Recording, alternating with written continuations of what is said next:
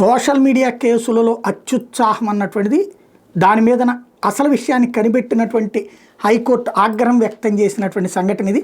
ముఖ్యమంత్రి చంద్రబాబు నాయుడు, డిప్యూటీ ముఖ్యమంత్రి పవన్ కళ్యాణ్ తదితరులు విమర్శిస్తూ సోషల్ మీడియాలో పోస్టులు పెట్టారంటూ విశాఖపట్నం జిల్లా మద్యపాలెంలోని చైతన్య నగర్కి చెందిన బోసా రమణ్ని పోలీసులు అరెస్ట్ చేశారు.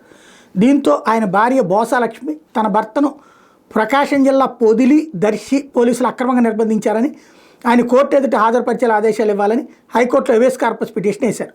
ఈ వ్యాజ్యాన్ని జస్టిస్ రాఘవేంద్రరావు ధర్మాసనం ఇటీవల విచారణ జరిపింది. రమణను తాము అరెస్ట్ చేయలేదని పొదిలి, దర్శి స్టేషన్ హౌస్ ఆఫీసర్లు హైకోర్టుకి చెప్పేశారు. అయితే పిటిషనర్ తరపు న్యాయవాది పాపిడిప్పు శశిధర్ రెడ్డి మాత్రం రమణ పోలీసులు అక్రమ నిర్బంధంలోనే ఉన్నారని చెప్పేసి కోర్టు దృష్టికి తెచ్చారు. దీంతో హైకోర్టు తదుపరి విచారణ సమయంలోపు రమణ ఎక్కడున్నా సరే తమ ముందు ఆధారపరచమని చెప్పి ఆదేశించింది. గత ఏడాది నవంబర్ 11న ప్రకాశం జిల్లా SP Podili, Darsi station house ఆఫీసర్లను కూడా ఈ మేరకు ఆదేశించింది. వాళ్లే ఎతికి తీసుకురావాలని చెప్పేసి. నవంబర్ 13వ తారీఖున ఈ కేసు విచారణకు వస్తే అక్కడ పోలీసులు కొత్త కాన్సెప్ట్ చెప్పారు. మేము అరెస్ట్ చేయలేదు, కానీ శ్రీకాకుళం జిల్లా ఇచ్చాపురం పోలీసులు అరెస్ట్ చేశారు, తనని స్థానిక కోర్టు ముందు హాజరుపరిచారు, కోర్టు జ్యుడిషియల్ రిమాండ్ విధించింది అని ప్రభుత్వ న్యాయవాది చెప్పారు. దీంతో హైకోర్టు ఈ కేసులో ఇచ్చాపురం స్టేషన్ హౌస్ ఆఫీసర్ని ప్రతివాదిగా చేర్చింది. అట్లాగే పొదిలి, ఇచ్చాపురం ఎస్హెచ్ఓలు కూడా స్వయంగా కోర్టు ముందుకు రమ్మని ఆదేశించింది.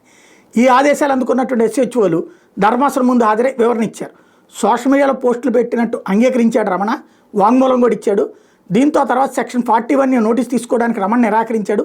అందుకే అరెస్ట్ చేశాము. వాస్తవంగా అయితే నోటీస్ ఇచ్చి విచారణ జరిపితే సరిపోతుంది, కానీ అతను నోటీస్ తీసుకోకపోయేటప్పటికి అరెస్ట్ చేశాము, ఆ తర్వాత విడిచిపెట్టేశాం అని చెప్పారు. అంటే కోర్టులో పిటిషన్ పడింది కాబట్టి వదిలిపెట్టేశారు. దీని మీద బుధవారం ఈ వ్యాజ్యం మరోసారికి విచారణకు వచ్చింది.